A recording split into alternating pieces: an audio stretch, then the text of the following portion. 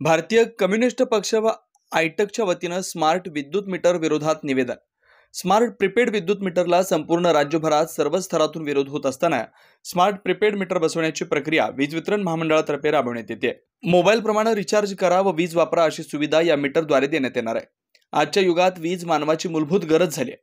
Prepaid मीटरमधील recharge संपला तर पुरवठा खंडित होईल व वीज अभावी नागरिकांना प्रचंड त्रास सहन करावा लागेल. तसेच कंत्राटी कामगारांना बेरोजगारीला सामोरं जावं लागेल. त्यामुळे सदर स्मार्ट मीटर प्रक्रियेला जनतेचा प्रचंड विरोध आहे. त्याच अनुषंगानं भारतीय कम्युनिस्ट पक्ष व पक्षाशी संलग्न आयटक तसेच वीज वितरणचे कंत्राटी कामगार संघटना यांनी संयुक्तिक उपविभागीय अधिकारी पुसद यांना निवेदन देऊन विरोध दर्शवलाय. पुसदमध्ये स्मार्ट मीटर बसवण्याची प्रक्रिया बंद करण्यात यावी अशी मागणी केली.